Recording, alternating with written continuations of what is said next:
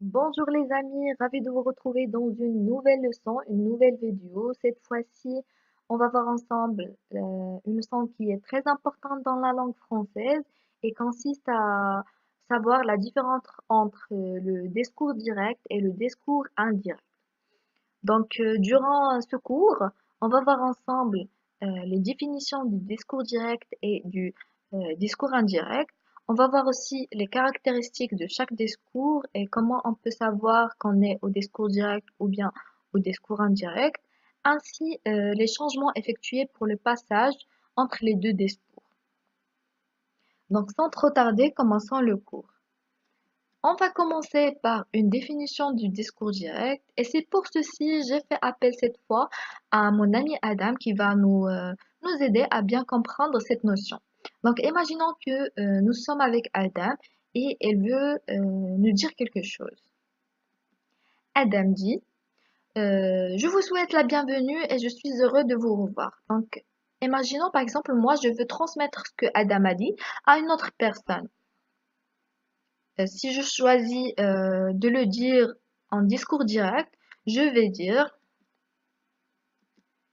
Adam dit, je vous souhaite la bienvenue et je suis heureux de vous revoir.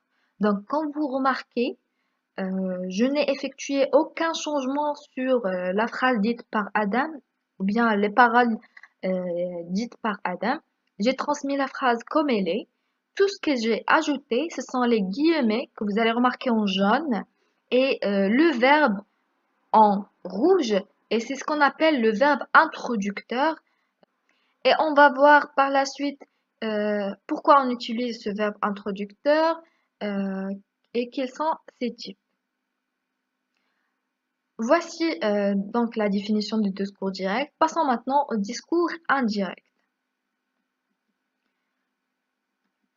Donc, reprenons la même phrase dite par Adam et cette fois-ci, on va transmettre ces paroles, mais avec le discours indirect. Donc, j'ai j'ai utilisé des couleurs pour quelques mots. Donc, ce sont les mots qui vont subir un changement lors de ce passage du discours direct au discours indirect. Donc, donc, si je choisis de dire la phrase au discours indirect, je vais dire Adam dit qu'il nous souhaite la bienvenue et qu'il est heureux de nous revoir. Donc, comme vous avez remarqué, c'est pas le même cas que le discours indirect, pardon, au discours direct. La phrase a subi beaucoup de changements. On a l'ajout de que, on a un changement au niveau des pronoms personnels, on a un changement au niveau de la conjugaison, etc. Donc, dans ce cours, on va voir pourquoi il y a eu ces changements, comment passer du discours direct au discours indirect euh, sans faire des erreurs.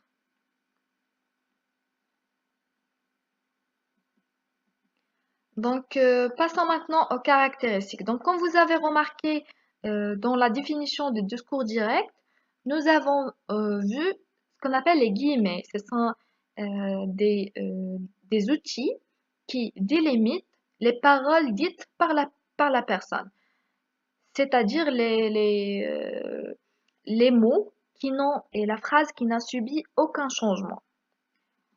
On peut aussi utiliser ce qu'on appelle l'alinéa. Et c'est ce qu'on utilise beaucoup dans les romans et les nouvelles. Et on peut aussi trouver les tirets au lieu de l'alinéa, pardon, et des guillemets. Je vous donne quelques exemples. Marie dit, je suis partie à l'école aujourd'hui. Donc ici, on a utilisé tout simplement des guillemets pour délimiter la phrase. Le deuxième exemple, comment vas-tu? Je vais bien, merci. Ici, on a utilisé l'alinéa. Donc, on remarque que l'alinéa, c'est le vide qu'on laisse au début de la phrase pour montrer que on est au discours direct ou bien on a un dialogue. Le troisième exemple, je me suis inscrit dans le nouveau club de sport Répand Mounir. Donc, voilà, on utilise un tiret au lieu des guillemets pour dire que ce sont les paroles propres à Mounir et on n'a effectué aucun changement à ces paroles. Le deuxième caractéristique et qui est très important dans ce cours, c'est ce qu'on appelle les verbes introducteurs. Par exemple, Adam dit: je vous souhaite la bienvenue et je suis heureux de vous revoir. C'est le même exemple que dans la définition, ou bien que j'ai donné dans la définition.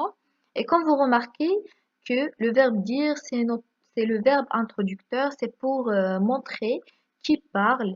Et le but de ce verbe, on va le voir par la suite dans les changements effectués lors du passage du discours direct au discours indirect. Parce que ces changements, ils dépendent du temps verbal de ce verbe.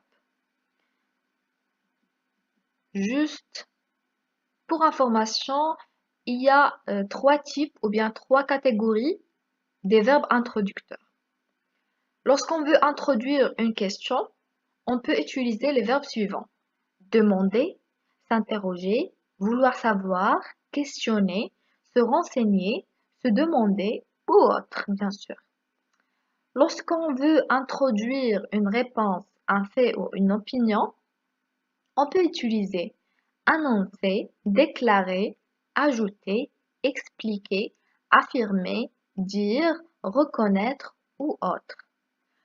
Alors, lorsqu'on veut donner un conseil ou bien introduire un conseil, un ordre ou une demande, on peut utiliser conseiller, suppléer, encourager, interdire, ordonner, inviter, prier, etc. Donc vous avez plusieurs choix et vous n'avez qu'à choisir un de ces verbes selon votre but et selon le contexte de la phrase. Passons maintenant au changement du discours direct au discours indirect. Lorsqu'on veut passer du discours direct au discours indirect, bien sûr, comme vous avez remarqué, dans le début de cours, on effectue quelques changements. Que ce soit sur les échanges des modalités de phrases, par exemple, lorsqu'on a une phrase déclarative, c'est pas le cas lorsqu'on a une phrase interrogative, c'est pas le cas lorsqu'on a une phrase exclamative ou impérative. Donc, dans chaque cas, on a des règles à suivre. On remarque aussi des échanges des personnes. Bien sûr, je veux dire les changements effectués sur les pronoms personnels et les pronoms possessifs. Les échanges des indicateurs spatiaux et temporels. Ça aussi, on va voir selon le cas et selon une caractéristique du verbe introducteur, pardon. Et on a aussi des changements, bien des échanges liés aux temps verbaux qui sont, je parle ici des temps verbaux qui sont dans les paroles à transmettre. Je parle pas du temps du verbe introducteur. Donc, sans trop tarder, commençons à expliquer chaque échange tout seul.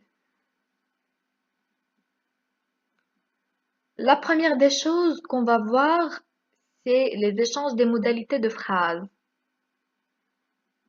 On va commencer par la phrase déclarative et on a la phrase déclarative devient une subordonnée introduite par que.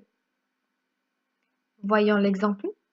Les petits garçons déclarent: nous aimons beaucoup voyager pour découvrir le monde. Au discours indirect, on a les petits garçons déclarent qu'ils aiment beaucoup voyager pour découvrir le monde. Donc le changement est aussi simple. On a qu'éliminer les guillemets et les deux points et les changer par que. Pour la phrase impérative, elle devient une subordonnée introduite par de. On a dans l'exemple dans le discours direct, Yanis demande à Marie: viens voir ma nouvelle voiture. Yanis demande à Marie de venir voir sa nouvelle voiture. Dans le cas de la phrase interrogative, on a plusieurs cas de figure. La phrase interrogative devient subordonnée introduite par si lorsqu'on a une interrogation totale. Qu'est-ce qu'on veut dire par interrogation totale? Lorsqu'on a une inversion de sujet ou bien est-ce que dans le début de la phrase interrogative. On donne l'exemple suivant. Dans le discours direct, Samy nous demande êtes-vous d'accord? Ou bien Samy nous demande est-ce que vous êtes d'accord? Dans ce cas, comme vous remarquez, on a la phrase interrogative qui commence par une inversion de sujet. Donc on va remplacer ou bien on va lier les deux phrases par si. Et on va dire au discours indirect, Samy nous demande si nous sommes d'accord. Lorsque la phrase interrogative elle commence par qu'est-ce que ou bien que, cette phrase elle devient une subordonnée introduire par ce que. Lorsqu'elle est introduite par qui, elle devient une subordonnée introduite par qui. Lorsqu'on a une interrogation partielle, c'est-à-dire on commence par où, quand, combien, lequel et quel, etc. Il n'y a aucun changement et la phrase interrogative, elle devient une subordonnée introduire par où, quand, combien, lequel et quel. On garde les mêmes outils. Passons maintenant à la phrase exclamative. Dans le cas de la phrase exclamative, elle devient une subordonnée introduite par que lorsqu'il n'y a pas d'outil utilisé au début de la phrase. C'est-à-dire on n'a pas, par exemple, comme j'adore la grammaire. Non, on n'a pas d'outil. Donc dans ce cas, je donne l'exemple, discours direct. Il soupire, j'adore la grammaire. Pour le discours indirect, la phrase devient elle soupire qu'elle adore la grammaire. Donc, dans ce cas, la phrase exclamative, c'est comme la phrase déclarative. On remplace la phrase par une subordonnée introduite par que. Mais ce n'est que le premier cas de figure. Pour le deuxième cas de figure, c'est lorsqu'on a des outils utilisés au début de la phrase exclamative, par exemple comme, quel, que. Dans ce cas, elle devient une subordonnée introduite par combien. Je donne l'exemple. Amir affirme qu'il est beau ce paysage. Amir affirme combien est beau ce paysage. Donc, comme vous avez remarqué, on a enlevé encore les guillemets, les deux points, et on a lié les deux phrases par combien. Donc, sur ce, on termine les échanges des modalités de phrases et on passe aux échanges des personnes, qu'on veut dire les changements liés aux pronoms personnels et pronoms possessifs. Commençons par les pronoms personnels, que ça soit singulier ou pluriel. La première personne, moi, quand je parle du pronom personnel, je ne parle pas du sujet, pardon, du verbe introducteur, mais plutôt de n'importe pronom personnel, singulier ou pluriel, qui est utilisé dans les paroles qui sont transmises, soi-disant dans le discours direct. Donc, la première règle, la première personne devient la même personne que le sujet du verbe introducteur. Par exemple, il annonce je reçois mes amis demain. Donc, le sujet de verbe introducteur, c'est la troisième personne, il. Donc, la première personne, elle va devenir il, tout simplement.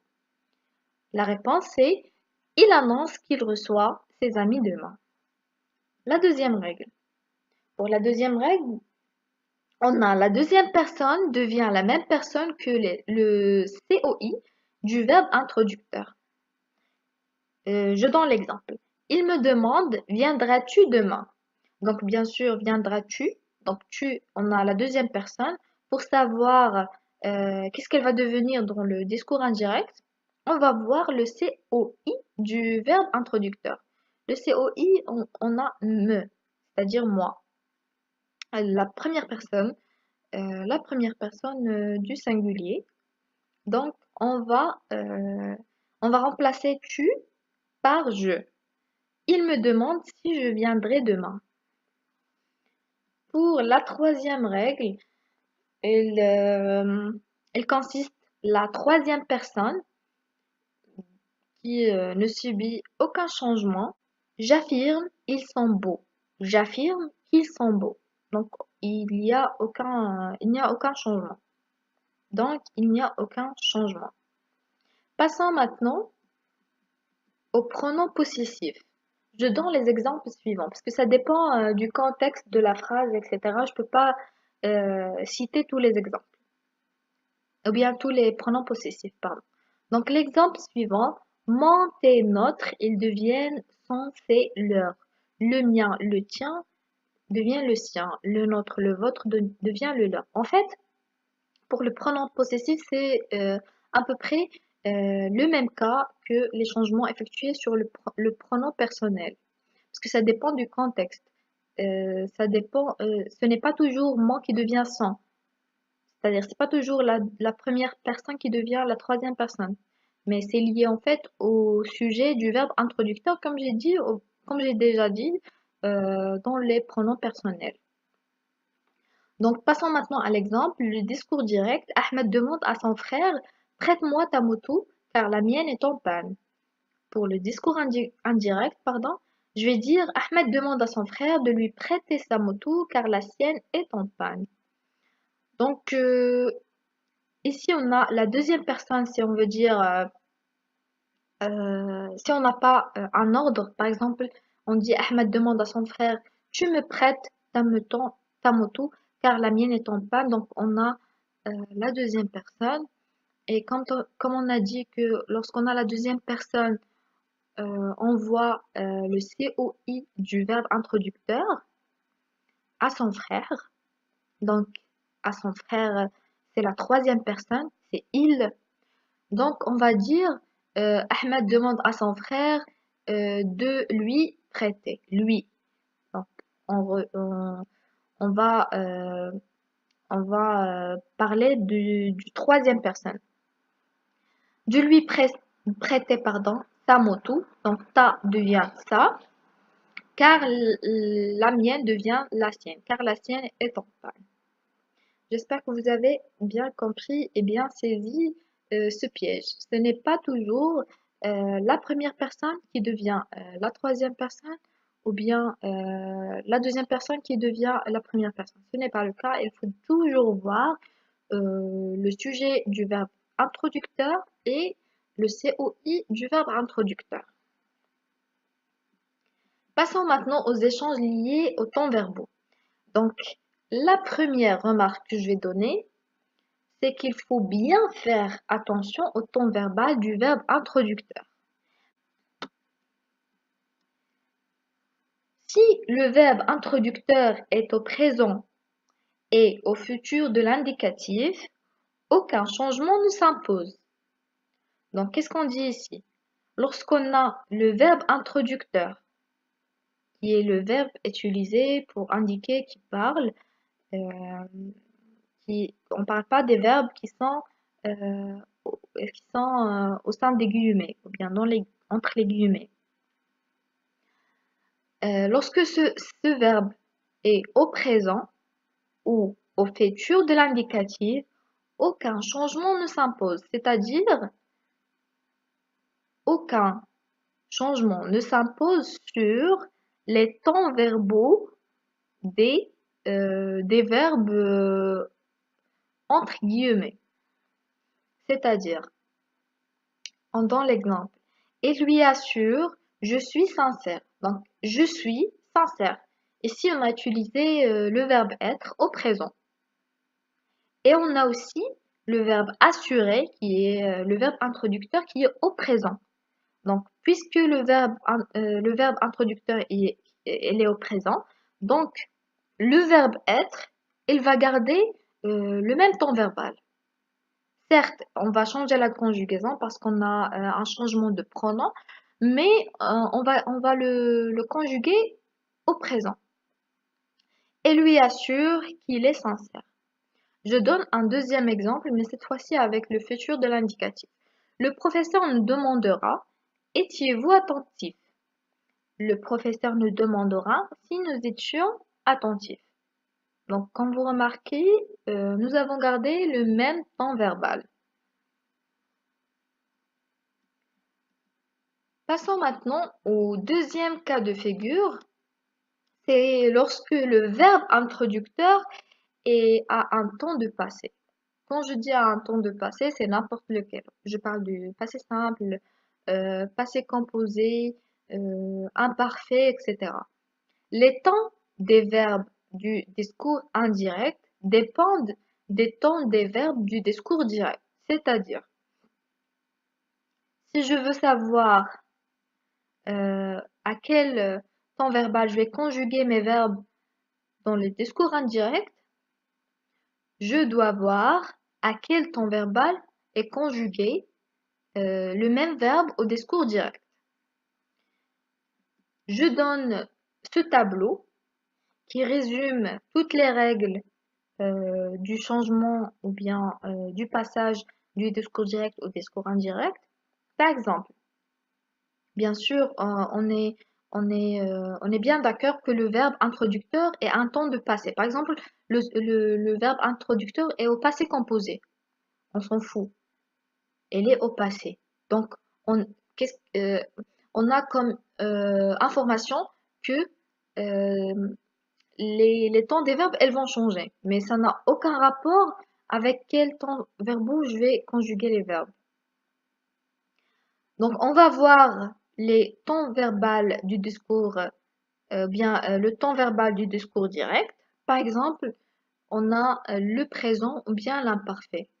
C'est comme, euh, c'est comme l'exemple de tout à l'heure. Je vais le redire. Il a assuré, je suis sincère. Donc, il a assuré. On a ici le passé composé. Je suis sincère. On a le présent. Si je veux passer au discours indirect, bien sûr, je vais pas garder je suis au présent. Je vais pas le garder au présent, même si je passe au discours indirect. C'est pas le même cas que tout à l'heure parce que le verbe introducteur est au passé maintenant. Ce n'est plus au présent. Donc, dans ce cas, le verbe être, il va être conjugué à l'imparfait dans le discours indirect. Je vais dire, il a assuré qu'il était sincère. J'espère que vous avez compris et on va voir aussi les exemples pardon, dans la partie d'exercice. On a le plus que parfait qui ne subit aucun changement, elle reste plus que parfait. On a le passé simple ou bien le passé composé qui passe au plus que parfait. On a le futur simple qui passe au conditionnel présent. On a le futur antérieur qui passe au conditionnel passé. On a le subjonctif présent qui passe au subjonctif imparfait.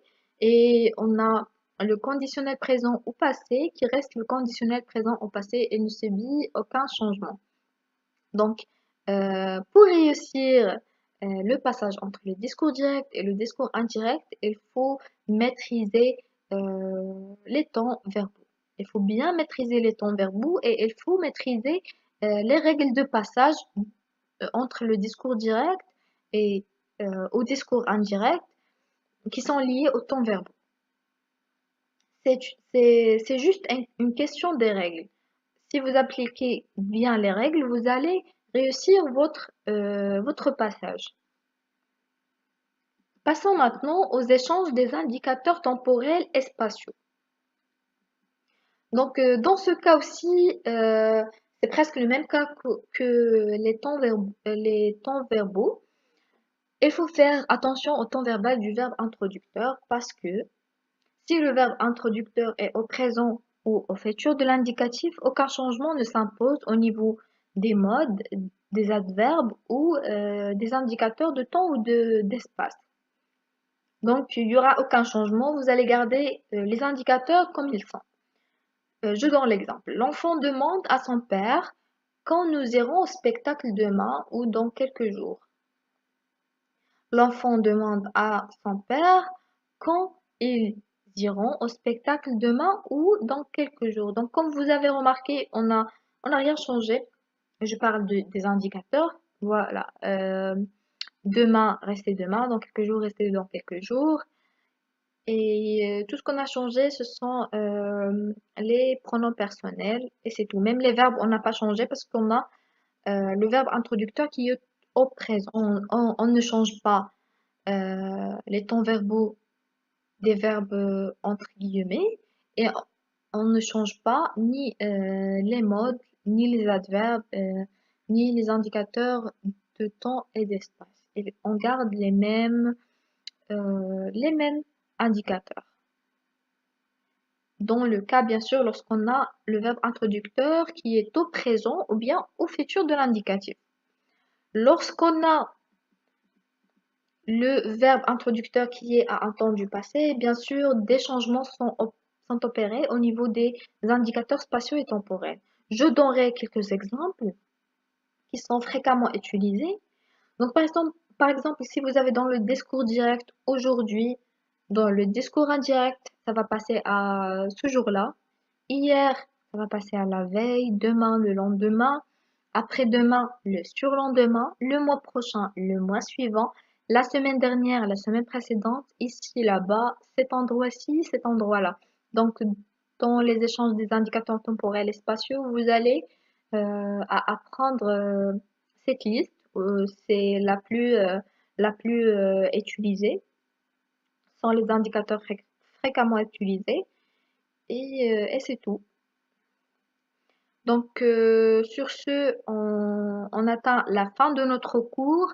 Je vous invite vivement à voir la suite du cours qui est sous forme d'exercice pour bien comprendre. Parce que ce cours, il a besoin d'exercices, beaucoup d'exercices. Vous allez à s'exercer pour bien comprendre et se rappeler des règles.